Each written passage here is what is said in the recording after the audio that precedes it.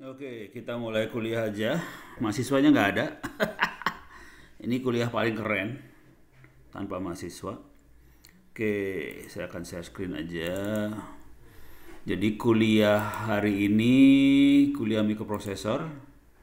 Ini saya tutup dulu semua yang nggak butuh-butuh lah. Oke, kita akan kuliah mikroprosesor. Saya masuk ke dashboard.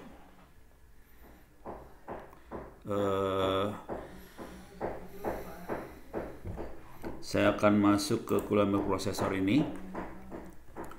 Saya akan coba masuk ke kuliah yang agak susah sih sebenarnya, tapi nanti gak kepaksa saya posting aja ke mahasiswanya supaya lihat rekamannya aja. Oke. Jadi ini udah saya bahas, kernel Linux, OpenWRT udah, membuat kernel modul agak susah buat didemokan karena harus di-compile. Nah, kita akan coba masuk ke scheduler, sistem operasi sama pengaturan memori scheduler I/O ini ya.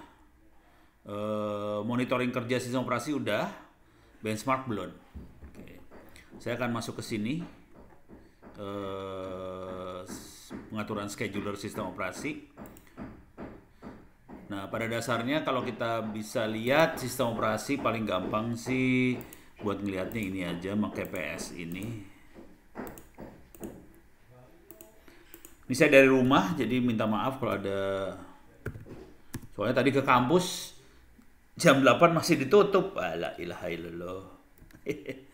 Jadi top aja paling gampang, top.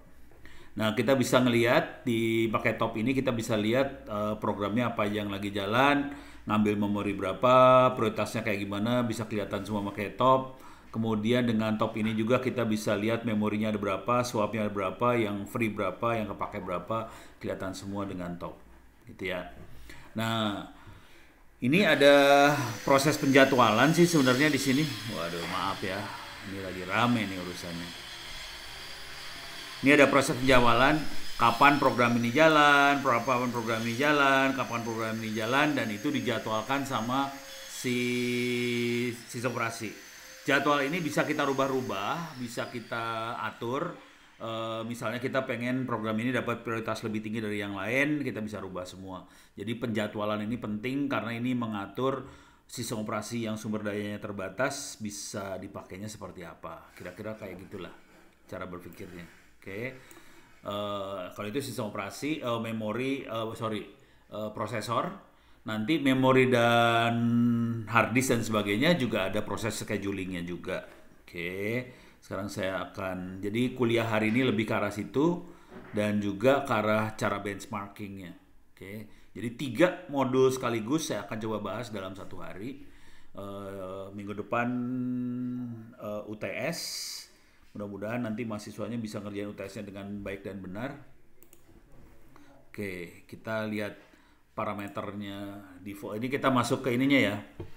Nah, parameter dari kernelnya kita bisa ngelihat dengan sys control -A. Kita bisa lihat parameter kernelnya. Ini dia parameternya dia semua. Oke. Ini di komputer yang bukan saya siapa. Ini kalau kita lihat tahun 2012 saya ngerjainnya. Sekarang udah 2022. Jadi 10 tahun yang lalu ini saya ambil. Jadi saya ambil, coba kita lihat. Kita bisa ngerjain lagi yang sekarang kondisinya sudo dulu. Sys control -A. Kalau mau enak more.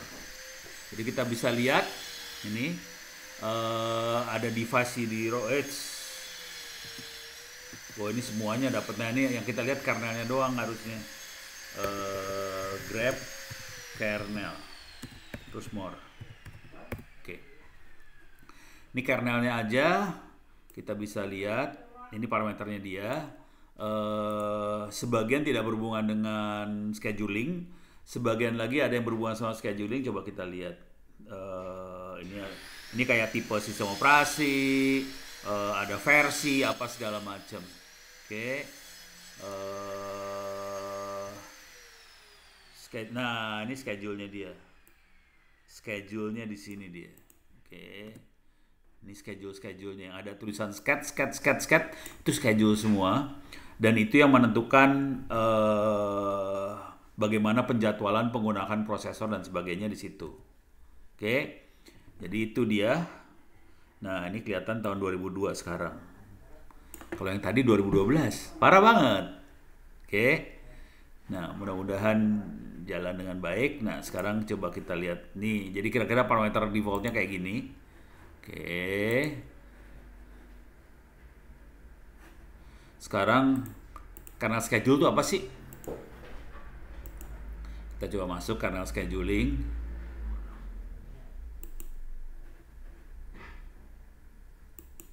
Oke. Bentar, ini saya harus monitoring. Stop share dulu. Saya akan buka chatting. Kalau ada mahasiswa yang masuk pengen nanya, jadi saya bisa bereaksi. Oke. Schedule itu apa? Jadi di kernel sistem operasi yang kita pakai itu dia harus melakukan multitasking. Jadi banyak aplikasi dijalankan bersamaan di satu komputer. Konsekuensinya biar setiap proses bisa berjalan adalah dia harus bergantian. Oke. Supaya jadi sekian milisecond ini yang make, sekian milisecond ini yang make dan sebagainya. Oke. Jadi karena scheduling terjadi, schedule berjalan dalam thread dan dibangun oleh interupsi waktu kernel thread lain dan sistem call. Jadi yang membangun jadwal adalah interupsi, terus ada kernel thread, ada sistem call. Ini yang ngatur jadwalnya nanti, ini yang bikin gara-gara. Terutama nanti kalau dia nggak ada apa-apa, nggak ada sistem call dan sebagainya, biasanya interupsi aja yang bikin ngatur jadwalnya. Oke. Di sini ada beberapa parameter di kernel schedule, ada minimum time slice, berapa waktu minimum yang boleh dipakai oleh sebuah task, job, kerjaan, berapa maksimum time slice, nilai rata-rata time slice, ini antara dipakai antara minimum dan maksimum biasanya. Semakin panjang time slice akan semakin efisien. Oke. Karena ini bagus terutama untuk server kalau time slice-nya panjang. Nah, ini ada prioritas. Oke. Nilai defaultnya 25. Jika nilai tinggi digunakan nice untuk prioritas statik. Oke. Nilai direndahkan dan sebagainya. Ada juga maksimum sleep average, berapa besar satu job atau satu kerjaan akan sleep tidur sebelum diaktifkan. Terus ada lagi starvation limit. Dengan mengurangi nilai ini akan melukai interaktivitas karena nilai akan lebih sering merelakan CPU time. Jadi kalau kita starvation limitnya dikurangin, dia tidak bereaksi. Kalau kita klik atau apa segala macam, dia diem. Nah, ini masalah nih. Oke. Jadi kira-kira parameternya yang ini. Minimum, maksimum, rata-rata, prioritas, sleep, sama starvation. Oke. Ini akan menentukan seberapa waktu yang dialokasikan untuk satu kerjaan. Oke, beres ya. Jadi ada minimum, maksimum, rata-rata, prioritas, sleep, sama starvation. Ini yang akan dimainkan. Nah, scheduler sendiri ada beberapa jenis scheduling. Oke. Ada SMP scheduling antara beberapa prosesor. Ada yang hyperthread atau symmetric multi-thread scheduling, SMT. Ada yang non-uniform memory access, artinya scheduler akan berjalan di image single system yang tersebar di beberapa node. Ini node-nya bukan satu, secara fisik beberapa. Ada yang soft real time scheduling, ini biasanya dipakai kalau kita pakai sistem operasi yang harus real time. Artinya ini terutama kalau di robot, di pabrik-pabrik segala macam yang harus cepet banget. Kalau diklik ini langsung bereaksi. Misalnya mobil atau pesawat terbang. Pesawat terbang kalau dikontrol oleh komputer, dia harus pakai real time scheduling. Komputernya harus real time. Jadi kalau nggak ya bayangin kapalnya kena angin dan bakal terguling nih kapalnya. Dia harus bereaksi supaya bisa mengatasi angin tadi. Dan itu prosesnya harus real time banget. Dan teknik-teknik real time ini biasanya dipakai di kontrol-kontrol yang kecepatan yang harus bereaksi cepat ya. Bisa pesawat terbang, bisa robot, bisa rudal, bisa missile dan sebagainya, itu rata-rata pakai real time scheduling semua. Oke. Jadi ada beberapa teknik scheduling. Kalau kita lihat source code, ada beberapa di source code sendiri ada beberapa folder, memori scheduling sendiri biasanya ada di sini ya, di dalam kernel ini. Oke. Kalau memori, kita mainan memori adanya di Memory Management Code. Cuman kalau nanti scheduling rata-rata ada di kernel sini sih. Nah, kita perlu bedain antara program, proses thread, CPU bound thread, sama IO bound thread. Oke. Program adalah program yang kita kenal ya. Bisa Word, bisa Excel, bisa browser, bisa apalah. Itu semua program. Oke. Kalau proses adalah program yang lagi berjalan. Jadi proses ini adalah program yang lagi berjalan.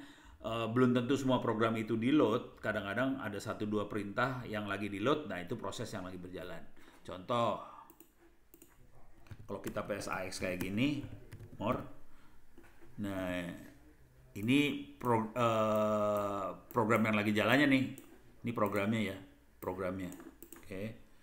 Top. Nah, ini bisa kelihatan program lagi jalan apa nih? Program. Oke.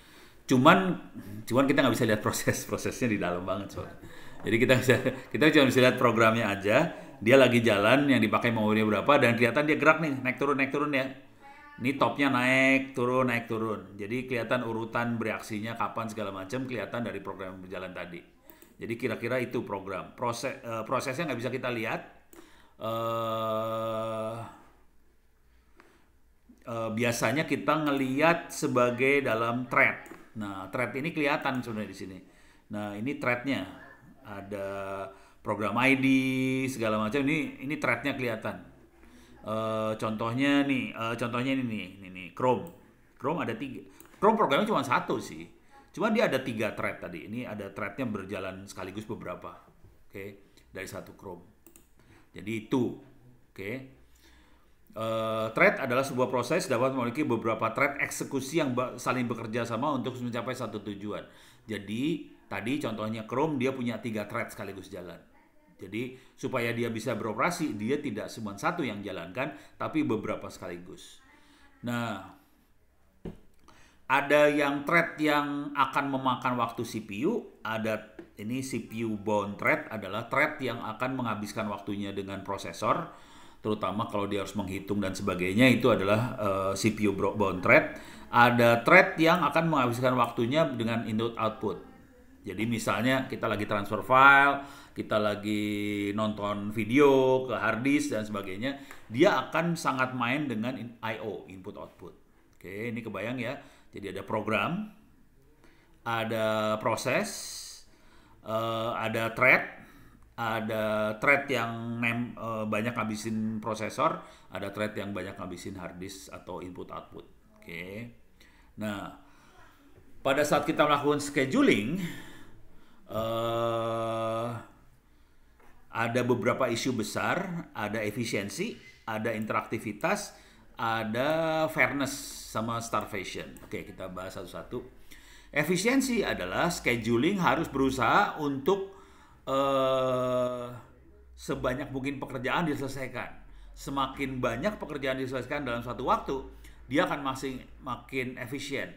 Jadi kalau ada satu job, satu kerjaan lagi jalan, sebaiknya jangan dipindahin ke job lain. Sebisa mungkin job itu selesai, baru pindah. Tapi kadang-kadang kan kita harus ngurut ya, harus bergantian. Dan pindah itu namanya switching. Dan ini akan ngasih penalti yang cukup besar buat job-job yang lagi berjalan. Kalau sampai terjadi banyak sekali switching, pindah-pindah, oke, 1 detik ini yang jalan, 1 detik kemudian ini yang jalan. Dibandingkan dia harus jalan selama 1 menit, dia semua yang menguasain prosesor, daripada tiap 1 detik pindah, mendingan 1 menit sekalian. Cuman yang lain jadi bengong, diem. Jadi kita, soalnya tiap kali pindah, itu ada proses untuk masukin ke stack, segala macam. Jadi ada proses pindah. Jadi proses pindah itu akan ngabisin waktu.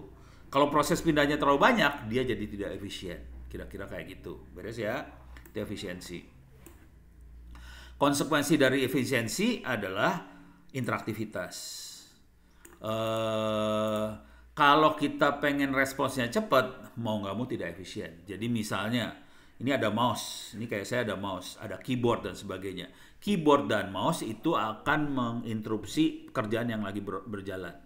Jadi kalau ada keyboard masuk atau mouse masuk, kita lagi ngitung apa segala macam, hitungan tadi harus diamin dulu, baru bisa masuk. Oke? Jadi itu interaktivitas akan dikorbankan kalau harus efisien, gitu ya. Semakin interaktif, semakin tidak efisien.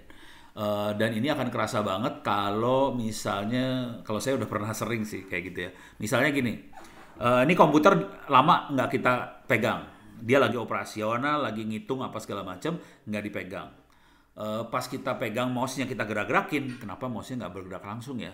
Jadi pada saat dia bengong, diem, si program buat menangani mouse prioritasnya diturunkan. Prioritas prosesor, karena tiap kali dikasih giliran buat pakai prosesor, kok nggak dipakai, diem aja, ya udah gua turunin aja prioritasnya. Jadi mouse keyboard nggak diprioritasin lagi. Prioritas semuanya dipakai ke program yang lagi pakai prosesor. Dan ini akibatnya kalau mouse-nya diklik dan sebagainya, responsnya jadi lebih lambat. Oke. Terus masalah fairness sama starvation. Tugas, job, harus ditanganin secara adil, fair. Kalau sampai terjadi starvation, dia kelaparan, tidak dapat jadwal buat pakai prosesor dalam jangka waktu cukup lama, karena ada prioritas yang lain, jadi kita perlu mengatur supaya prosesor itu adil, fair, dan tidak ada thread yang starve, lapar. Oke, jadi tidak ada thread yang lapar atau starve. Harus bisa ngakalin scheduler agar ngasih prioritas CPU yang seadil-adilnya. Adil dalam arti kalau memang dia nggak butuh nggak usah dikasih. Tapi kalau dia butuh harus ada. Nah, pusing kepala dulu. Nah, kita perlu melakukan tuning scheduler, tuning dari performance dari scheduler. Oke. Ada tuning seru banget di sini. Saya udah lama nggak melakukan tuning kayak gini. 12-an tahun yang lalu. Tapi kita coba ya. Mudah-mudahan saya masih ingat. Ada beberapa algoritma, ada ON, ada O1. Oke. Ada Linux Scheduler Legacy yang tua, tidak efisien. Algoritma waktu eksekusi berkembang secara linear saat input size berkembang. Ada Linux Scheduler baru ditulis oleh Ingo Molnar, berusaha untuk membuat konstanta batas atas untuk algoritma running time dari algoritma, menjamin untuk selesai pada waktu tertentu berapapun besarnya input. Jadi ini lebih dynamic ya. Oke. Di algoritma yang O1 ini, setiap CPU dialokasikan satu primitif yang disebut run queue berisi 2 array priority. Semua task akan dimulai dengan active priority array.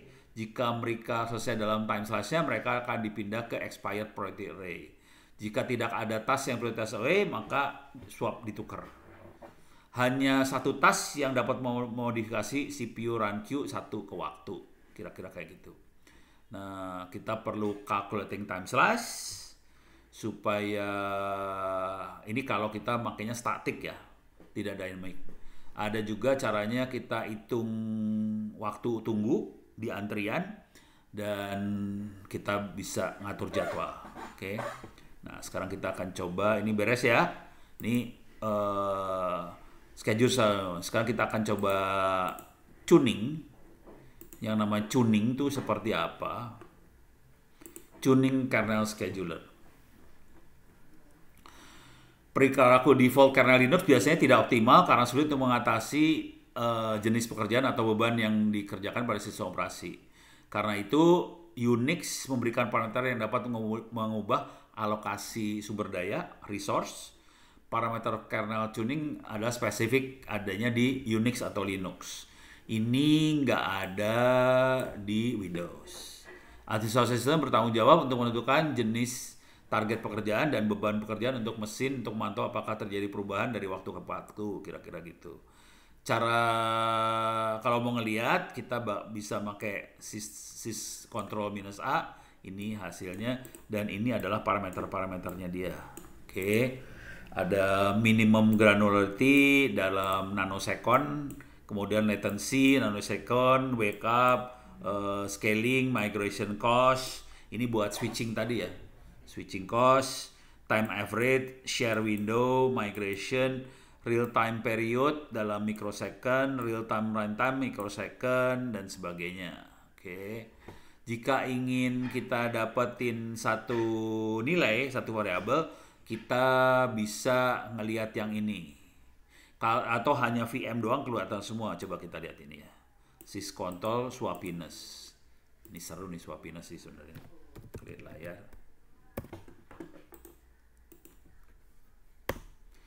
Ini 60. Nah, ini bisa dinaikin, bisa diturunin. Kalau nggak salah, ini swappiness adalah seberapa dahsyatnya dia akan pakai swap. Jadi kalau besar, angkanya besar, kalau nggak salah nih ya, saya lupa ingat. Kalau semakin besar, semakin probabilitas sistem operasi untuk memakai swap semakin tinggi. Swap adalah hard disk yang kita pakai sebagai memori, gitu ya. Bayangkan kalau angkanya besar, jadi sistem operasi akan cenderung memakai hard disk sebagai memori. Konsekuensi yang terjadi adalah dia semakin lemot, semakin lambat. Jadi kita ngaturnya di sini, swappiness ini. Oke, kalau kita mau ngelihat semua, kita bisa lihat kayak gini. Shift Control VM, ini semua keluar. Wih, keluar semua. Oke, ini virtual memory sih. Lebih ke virtual memory, bukan ke kernel schedule-nya. Oke, cara ngesetnya adalah seperti ini. Syscontrol -W itu write. Oke. Variabelnya apa, nilainya apa. Contoh, net IPv6 conf all forwarding 1.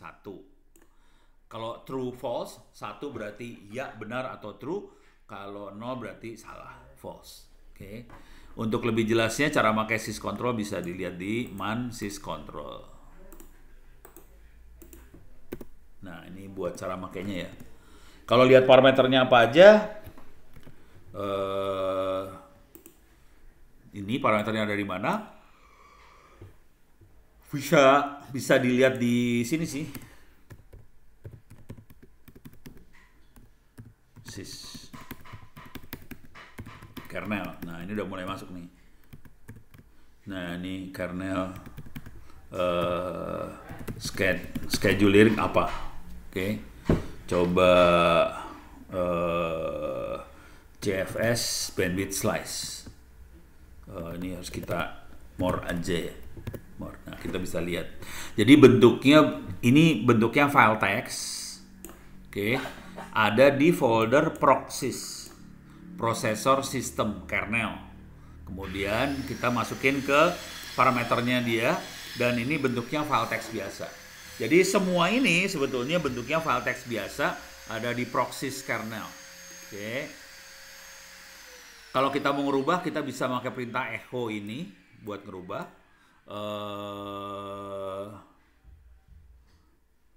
Yang perlu kita perhatikan, jika file proxies read only, maka kita tidak bisa merubah menggunakan syscontrol ini.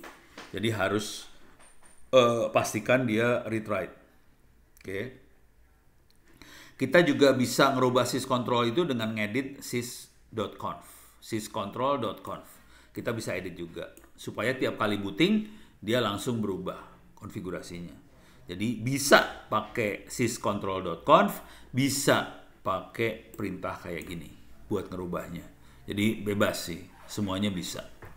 Jadi bisa kayak gini, bisa kayak gini. Coba kita bisa, yang tadi kan itu net ya, sysnet IPv6.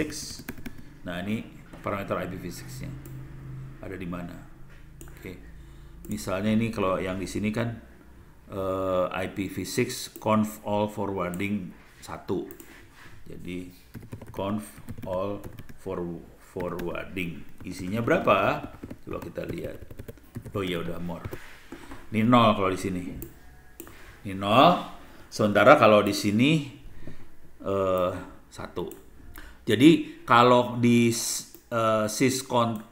syscontrol.conf cara nulisnya adalah pakai titik sama dengan berapa.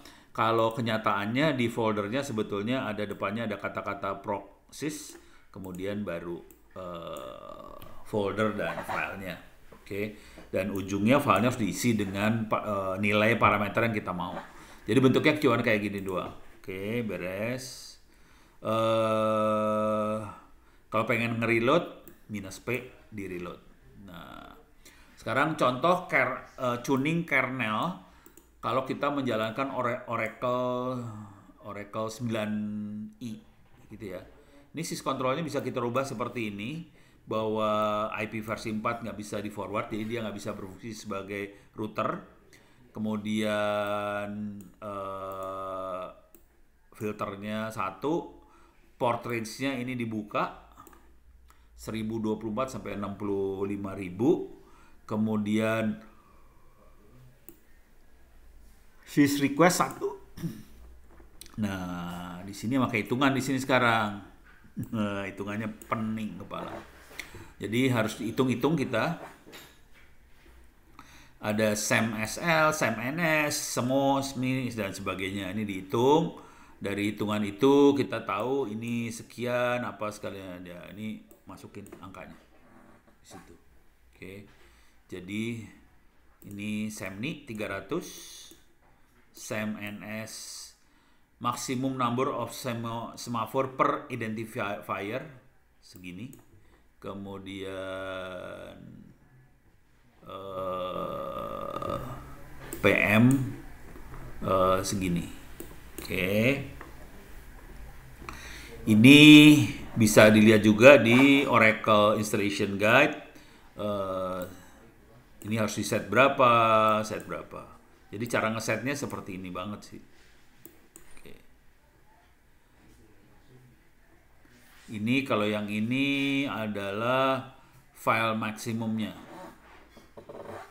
Berapa banyak file yang bisa dibuka lah kira-kira segini. Nah, ini bisa dilihat di sini. Oke, coba kita lihat ya. Kernel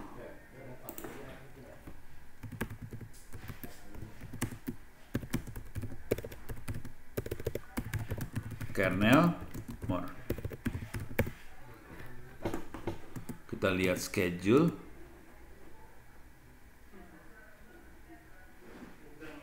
Sorry. Ini dia. Nih. Wow, gede banget ya. Ini gede banget. SMA sama Max-nya segini. Ini gede banget. Parah. Hancur-hancuran dia. Oke. Jadi ini pada dasarnya nggak ada batas sih.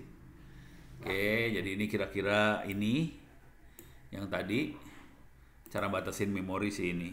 Nah, sekarang kita akan coba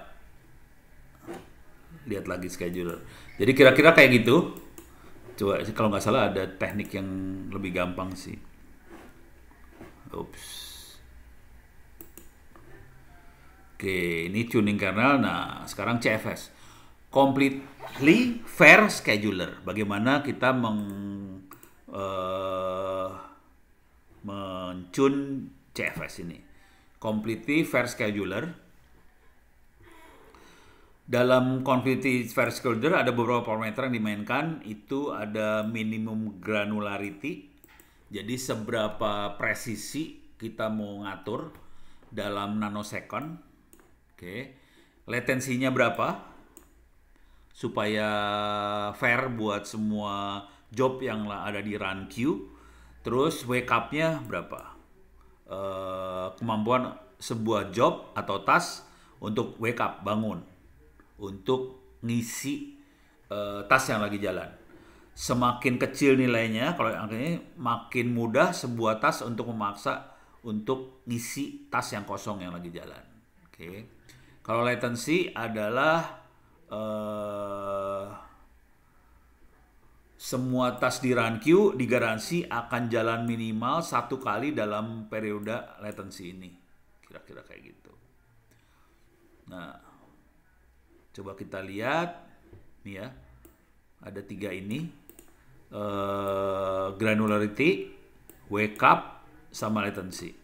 Oke, ini dimainin-mainin aja. Nah, sekarang kita coba lihat.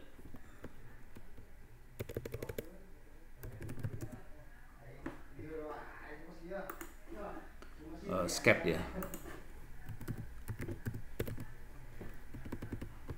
Ini nggak usah lah. Nah, ini slice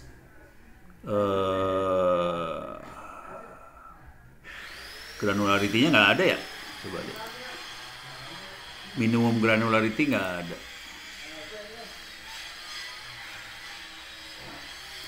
Ada cuma deadline period, minimum maksimum, tapi granularity-nya nggak ada. Ya udah, kita harus kerja dengan apa adanya. Pada dasarnya kita mainin di sini sih. Nih.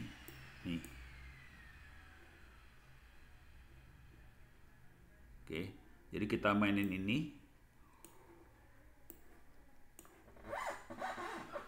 supaya bisa ngatur jadwal. Oke.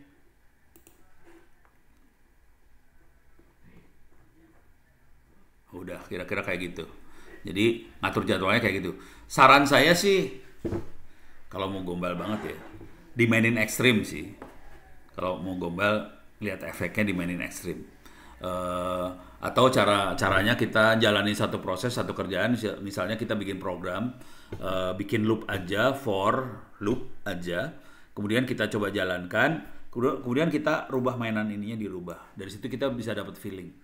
Kira-kira kalau ini kayak gini, efeknya kayak gimana, ini kayak gini, kayak gimana. Kira-kira kayak gitu sih mainannya. Beres ya? Oke, udah.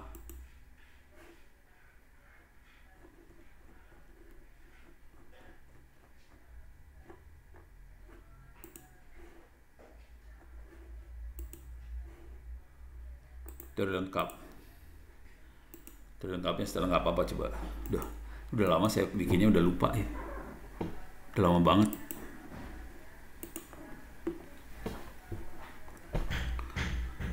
Oh, ini yang tadi udah, tujuannya udah. Oh, ini mah sama aja.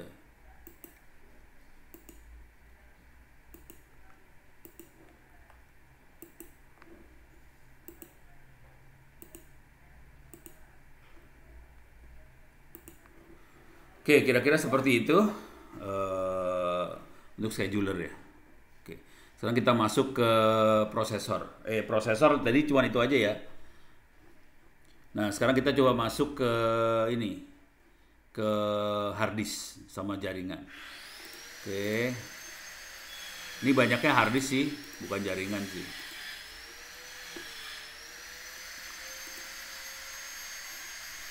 Ini ada I/O scheduling control, bagaimana operasi input-output akan dikirim ke hard disk storage. Oke, Linux memberikan beberapa algoritma I/O disebut elevator yang cocok untuk berbagai beban kerja. Jadi tergantung bebannya seperti apa, ada beberapa algoritma yang bisa dipakai. Oke. Elevator dapat bantu untuk mengurangi operasi seek pencarian dalam memprioritaskan permohonan I/O dan memastikan hubungan permohonan I/O dilakukan sebelum deadline yang diberikan. Oke. Memilih I/O elevator yang baik tidak hanya tergantung pada beban kerja tapi juga hardware. Sebuah disk SATA SSD RAID pasti pakai tuning strateginya beda. Oke. Ada juga USB. USB kadang-kadang juga ada yang read-nya bagus, write-nya jelek. Ada yang read-write-nya bagus. Ada yang read-nya jelek, write-nya bagus. Jadi tergantung sih. Tergantung banget kayak gituan. Nah, ini ada elevatornya ada 3 sih sebenarnya. Ada completely CFQ, completely fair queuing, ada no operation, no op, ada deadline. Oke. Ini ovulator, kemudian ada barrier tuning. Coba kita lihat. Secara default scheduler CFQ yang akan digunakan. Jadi evaluator scheduler sama dengan CFQ kita bisa lihat di sys block device queue scheduler. Oke, coba kita lihat dulu. Sekarang saya makainya apa? More. Ya. Sys block SDA schedule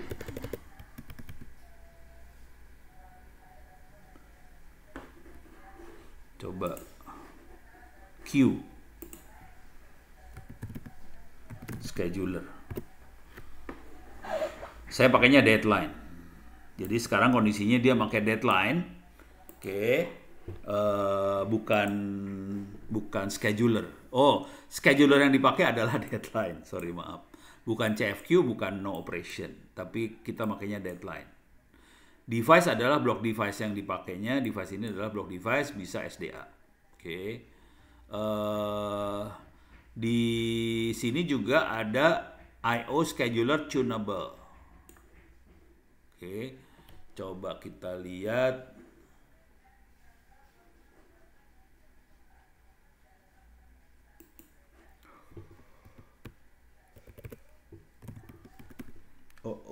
Scheduler. Oke.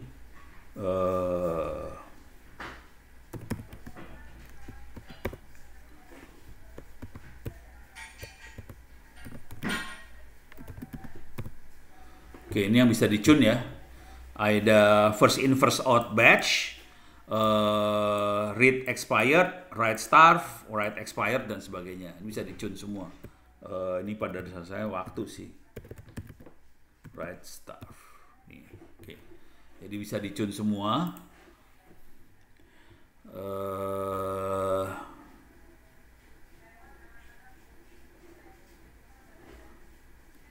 Jadi ada beberapa yang dipakai adalah yang ini, deadline. Oke, coba kita lihat. Saya pakainya tadi kalau nggak salah kita nggak pakainya yang deadline ini, MQ deadline. Oke.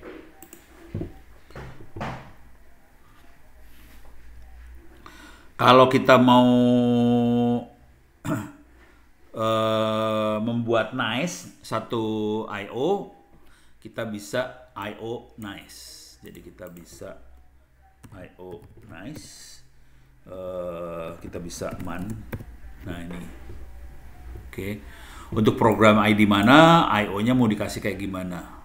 Ini ada idle, best effort, terus ada real time. Oke, best effort pun ada kelasnya 0 sampai 7 bisa diatur. Ini contohnya adalah I/O nice minus C doba. Kelas program ID-nya kita bisa lihat di top. Nah, ini sebelah kiri itu program ID, yang kiri ya 3036 itu program ID semua.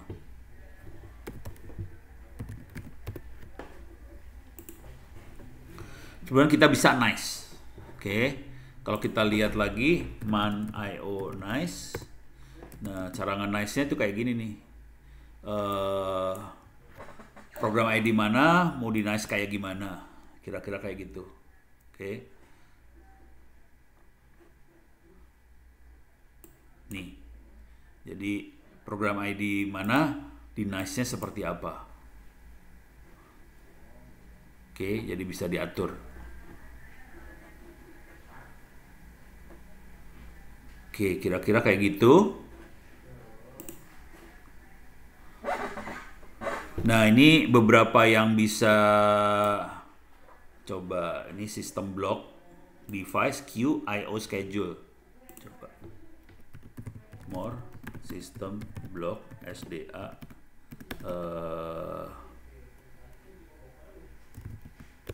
sched, queue,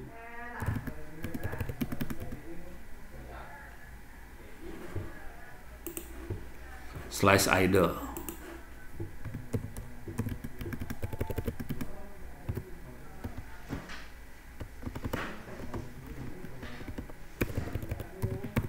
Oh, parameternya udah beda ya. Ini parameternya beda nih sebenarnya.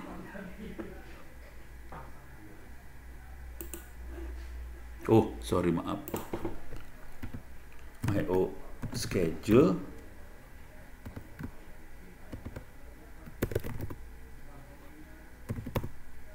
Oke, di sini cuma ada FIFO batch, front merge, read expired, write start. Kalau di sini ada idle, ini ada quantum, ada low latency, iya beda lah. Harus dimainin lagi. Jadi kalau kita pakai CFQ, pada dasarnya kita bisa ngatur banget. Oke, itu CFQ. No op itu hajar bleh. Pokoknya scheduler sederhana yang dapat menyampaikan semua ditujukan dia langsung di I/O. Jadi tanpa dikasih jadwal apa-apa, pokoknya kalau ada data yang harus dikirim, kirim aja.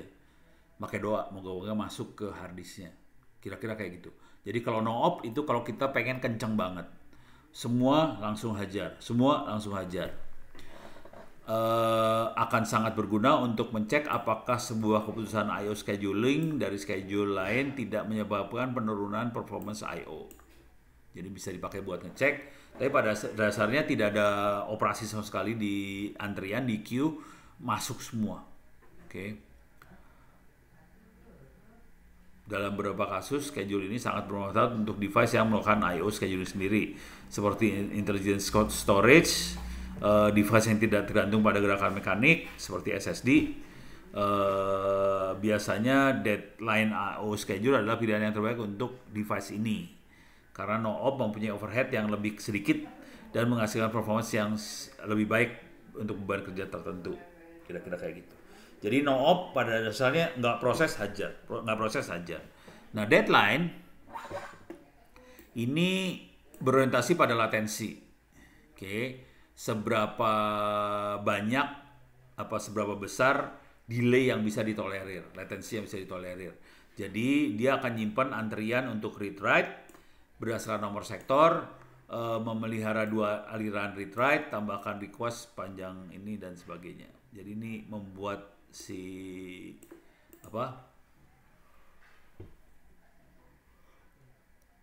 hard disk jadi bagus ininya, performance-nya. Coba kita lihat di sini.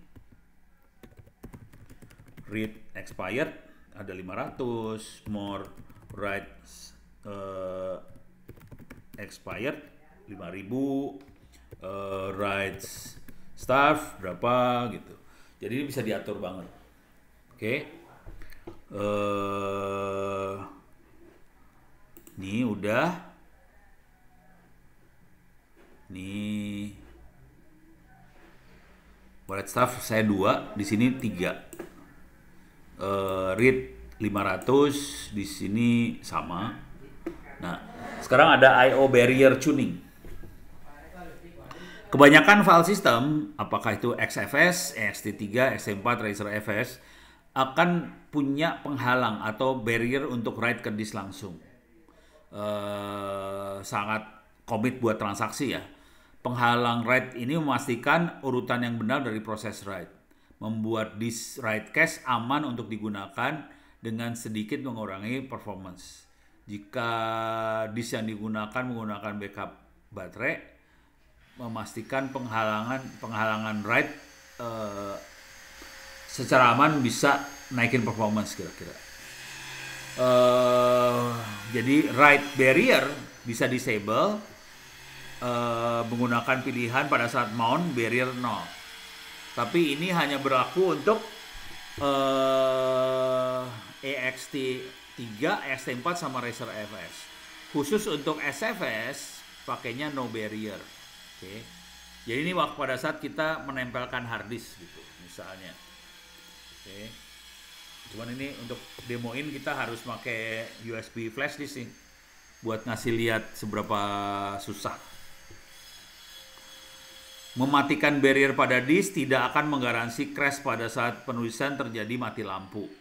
Oke. Yang akan menyebabkan data korup pada file system. Jadi hati-hati. Kalau sampai lampu mati, ya udah mati. Jadi kita berasumsi datanya ada di cache. Nanti lampu mati, cache-nya akan di-write ke hard disk baru dia mati. Enggak. Lampu mati yang ada di cache ya hilang semua. Gitu. Beres ya. Itu kira-kira secara umum yang namanya tuning-tuning I/O tadi. Nah, sekarang kita masuk ke ini udah ya. Ini sekarang tujuan memori ini.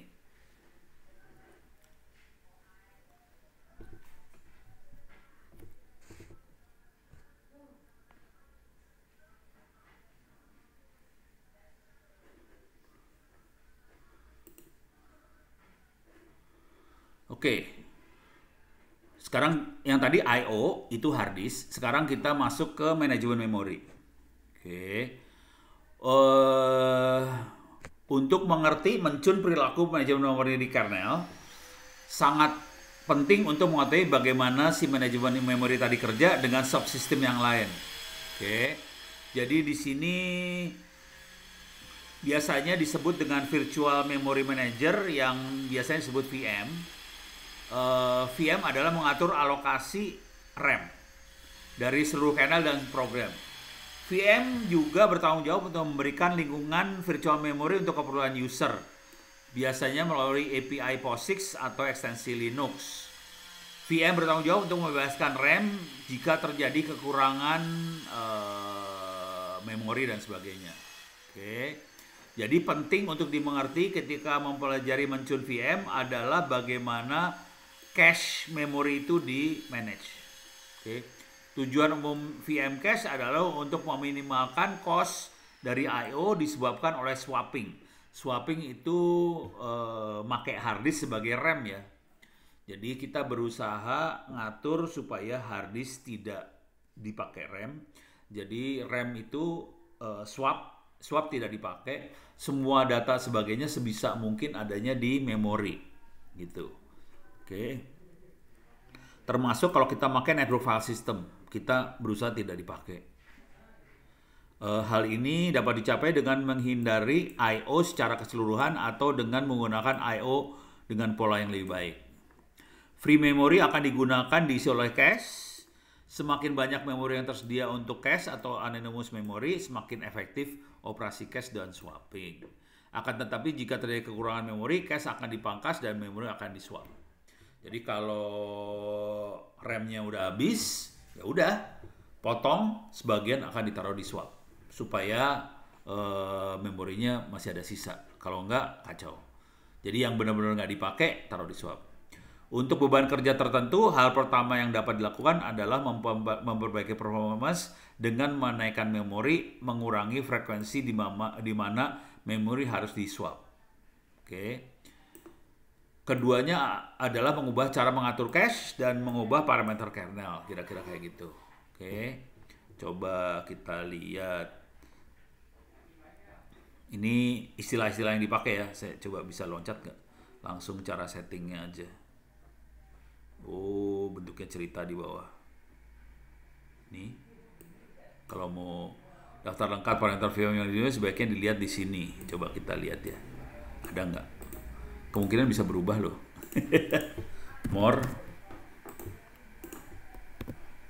Tuh kan nggak ada. Oh, dia source Linux sih. Locate vm.txt. Oh, nggak ada. Jadi ya udah cari di Google kepaksa lah. vm.txt.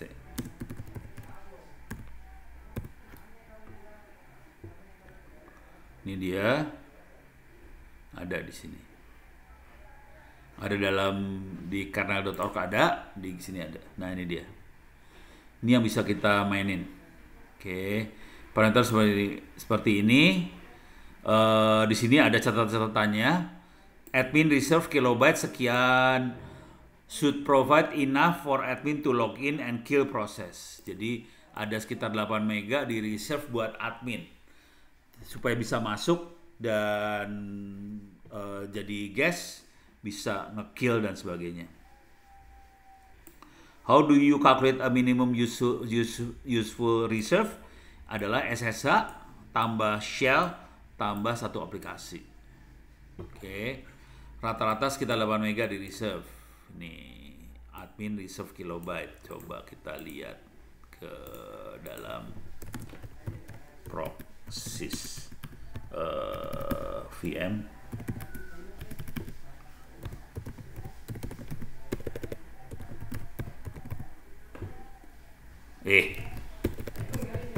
Proxys VM. Ini dia. More admin reserve kilobyte, dia kasihnya 8192. Oke, sekitar 8 kilobyte lah. Oke. 8 kilobyte, 8 megabyte. Oke.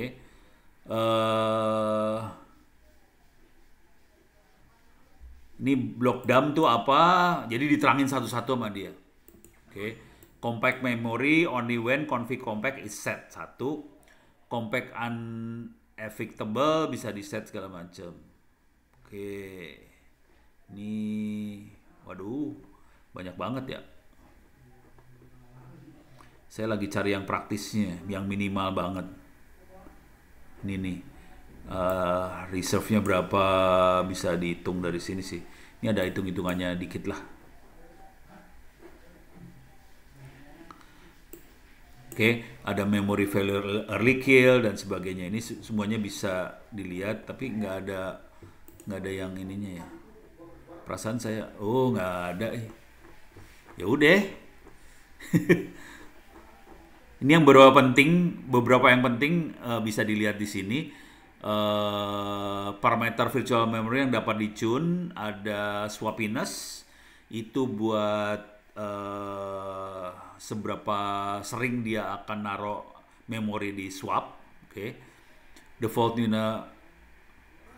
swap I/O cenderung tidak seefisien I/O yang lain. Oke, jadi semakin gede nilainya, semakin nge-swap dia. Supaya tidak nge-swap, ini dikecilin. Oke, supaya dia lebih. Cuman dengan kondisi hari ini dengan teknologi SSD, sebetulnya swapiness sudah nggak masalah banget sih sebenarnya, karena harddisknya juga memori juga sih sebenarnya. Nah, ini adalah VSF cache pressure. Parameter ini mengontrol tendensi kernel untuk mereclaim memori yang digunakan untuk cache VFS versus page cache dan swap. Oke, ini kalau buat claiming ya. Nah, minimum free kilobyte, parameter ini mengontrol jumlah memori yang harus bebas free digunakan untuk aplikasi khusus, termasuk yang tidak bisa nunggu reclaim. Parameter ini biasanya tidak dikecilkan kecuali sistem dicune secara sesama menggunakan memori. Oke. Jadi ini minimumnya berapa? Itu yang buat reclaim. Buat write back, buat memori, ini ada dirty background ratio, persentase dari memori total yang free, dan reclaim memori. Page yang dirty, kalau yang kotor maksudnya ada data tapi bisa dibersihin. Tidak jika jumlah dari page cache dirty melebihi persentase ini, thread write back akan mulai write back memori dirty. Defaultnya 10%. Dirty ratio ini sama dengan nilai persentase di atas, tapi nilai ini jika nilai dilalui maka aplikasi yang write ke page cache akan diblokir dan mulai melakukan write page juga. Defaultnya 40%, kemudian dua nilai ini secara sama melakukan perilaku page cache write back. Ini jika nilai ini dinaikkan akan lebih banyak memori dirty yang disimpan di sistem dalam waktu yang lebih lama. Jadi kira-kira kayak gitu dirty ratio-nya ya. Read ahead, nah ini yang penting, read ahead. Ini adalah kalau kita lagi baca satu file, kalau kita read file, supaya cepat prosesnya, dia akan ada proses read ahead. Jadi misalnya gini, kita lagi baca satu file, kemudian atau paling bukan baca lah, kita lagi nonton video, nonton film atau dengerin lagu. Biasanya kalau lagi dengerin lagu, nonton video atau film segala macam, posisi data yang kita lagi dengerin atau lagi tonton, biasanya itu kan datanya semua dibaca ya. Nah, si sistem operasi akan baca lebih dulu sebelum dikasih perintah, supaya pada saat lagunya lagi kita dengerin atau filmnya lagi kita tonton, datanya sudah ada di memori. Tidak perlu lagi diambil dari hard disk. Jadi fungsinya read ahead ini adalah dia punya kemampuan untuk ngambil data sebelum data itu dibutuhkan. Kira-kira kayak gitu. Berapa besar data yang bisa diambil duluan? Itu 512 kilobyte. Jadi besarnya segitu. Jadi kita bisa lihat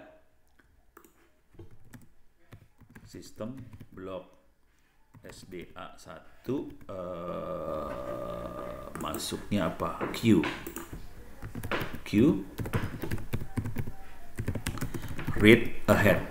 Ini cuman 128 kilobyte. Jadi read ahead cuma 128 kilobyte. Oke. Ini bisa dirubah-rubah semua nih ya. Ntar kalau mau dimain-mainin bisa dirubah di situ. Oke. Yang lainnya bisa dilihat di VM ini. Nah, non-uniform memory access, salah satu VM yang paling penting adalah memberi strategi alokasi buat non-uniform memory access. Sebagian besar server yang soketnya banyak hari ini adalah mesin yang pakai NUMA ini, non-uniform memory access. Dia bisa ngatur swap sama cache khusus supaya performanya baik. Ada banyak dokumen yang menjelaskan bagaimana memperbaiki alokasi memori NUMA. Salah satu parameter interaksinya adalah reclaim page ini. Oke. Kalau di set 0, NUMA nggak jalan. Harus dimainin.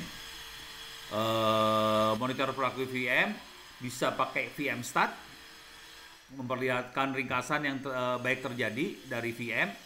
Proc mem info untuk memberikan detail kemana saja memori dilakukan. Slap top itu bisa ngelihat berapa memori yang dipakai kernel, buffer, inode, external dan sebagainya. Coba kita lihat VM tools, VM top. Oh, harus diinstal dulu apt install VM top ya. Oh, VM start, sorry. Start.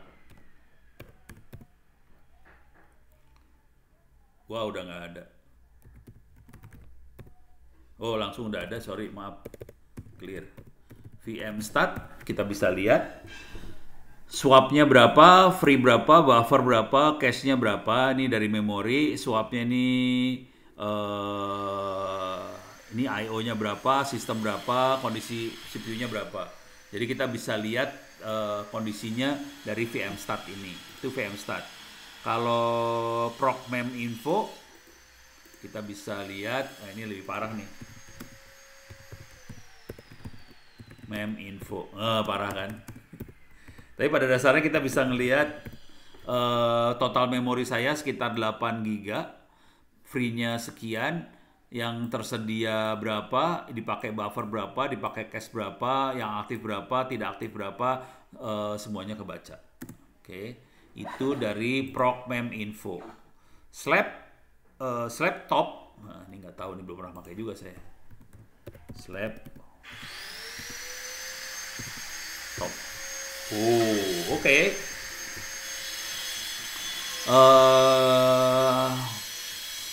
Aktif total objek 96%, slabnya 100%, cache-nya 68%, total size-nya sekian mega. Nah ini objek-objeknya berapa, buffer head berapa, dentry berapa, VM area structure berapa, anon VM segala macam bisa dilihat di sini. Gitu. Ini jangan khawatir, ini gerak loh, berubah-ubah terus. Oke, kira-kira itu yang gedenya. Karena masih ada waktu, saya akan coba bahas juga tentang ini ya, apa sih namanya, buat benchmark. Nah ini nih, ini udah, kita masuk ke benchmark. Benchmark pada dasarnya adalah buat mengukur sistem operasi kita seberapa bagus sih.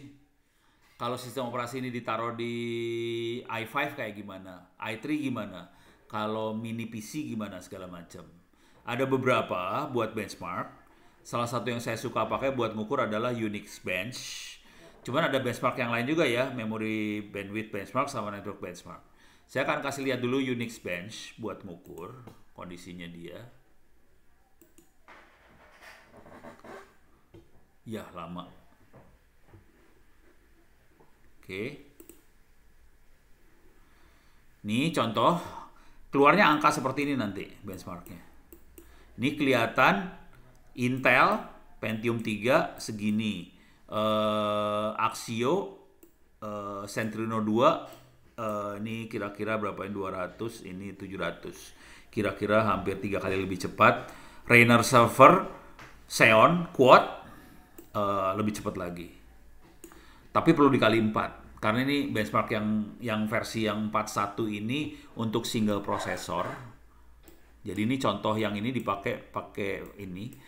Sementara benchmark yang 513 ini buat multicore. Jadi kita tahu ada yang ini semua multicore sih. Yang ini masih single nih. Yang ini multi. Oke. Ini cara installnya seperti ini. Saya udah makainya. Cuman sekarang Unix Bench mungkin udah versinya lebih baru lagi.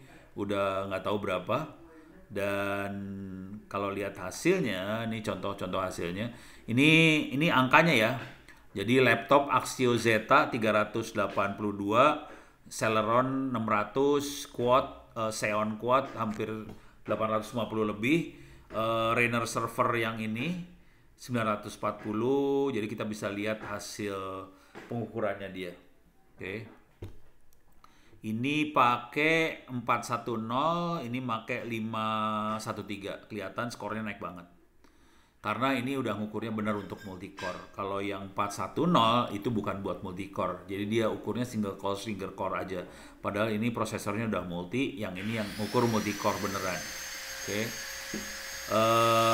Ini Raspberry 426, Asus Mini PC 670, Pentium dual core 1000, ini 1000, kemudian Next hampir 3000, server beneran 4000. Jadi kita bisa lihat urutannya. Jadi kalau mau beli satu komputer segala macam, kita bisa ngukur ini dan kita bisa ngelihat kira-kira kemampuan komputer saya berapa dibandingkan yang lain. Nah ini kalau kita pengen lihat hasil benernya, yang ini sih outputnya. Nah outputnya kayak gini nih. Mabok. Outputnya banyak banget.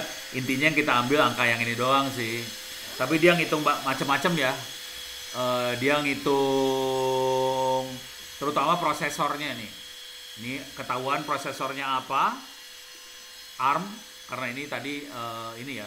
Ini yang kita ukur adalah Raspberry, jadi prosesornya ARM, dan ini kita bisa lihat kemampuannya kayak gimana. Ini kalau kita lihat server, ini Xeon, prosesornya nggak ada di sini. Oh nggak ada sih prosesornya. Oh ini dia.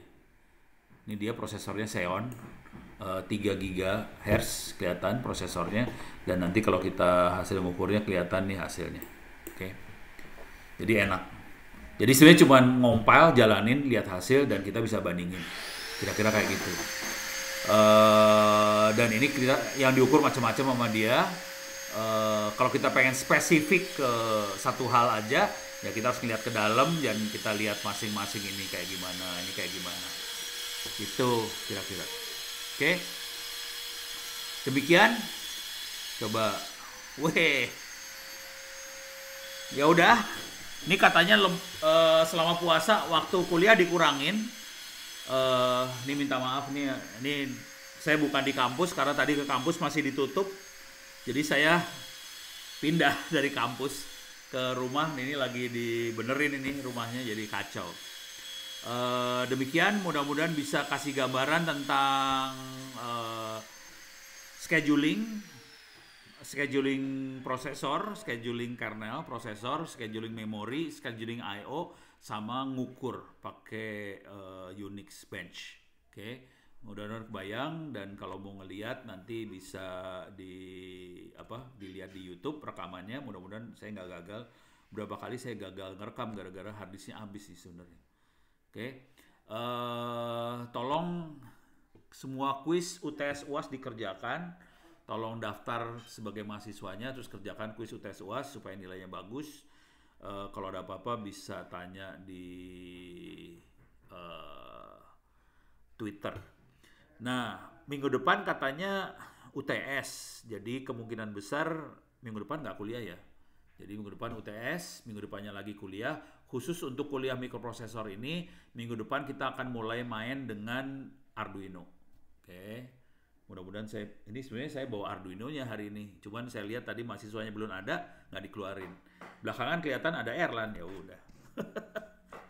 Oke, saya tutup dulu kuliahnya. Sampai ketemu 2 minggu lagi berarti. Tolong dikerjakan kuis ujiannya. Terima kasih. Billahi taufiq wal hidayah. Assalamualaikum warahmatullahi wabarakatuh. Kenapa telat ya Erlan?